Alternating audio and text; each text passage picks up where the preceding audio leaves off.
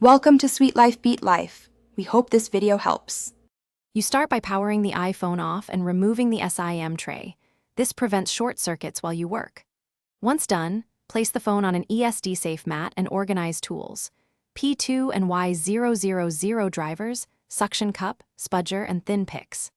Next, heat the lower edge briefly with a hair dryer or heat mat to soften adhesive. Then use the suction cup and an opening pick to lift the front panel carefully. Make a small gap. Then slide the pick around the corner to release clips. Once the display is lifted to about 90 degrees, secure it so the cables aren't strained. This protects the LCD.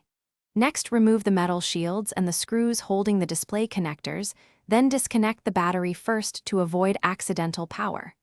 After power is isolated, remove the home button bracket screws and gently unplug its flex cable. Carefully push the home assembly out of the frame from the front side. Take note, the Touch ID sensor is paired to the original logic board, so handle the original part cautiously if you want Touch ID to remain functional. Install the replacement home assembly by transferring the metal bracket and any gaskets from the old part, then seat the button in its recess so the flex aligns.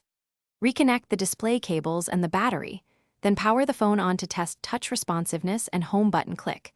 Make sure the screen registers touch and the button physically depresses. Once confirmed, power down, reapply new adhesive around the frame, press the display into place, and reinstall the lower screws. If recognition or presses fail, reopen and check connectors and grounding. That's the first troubleshooting step.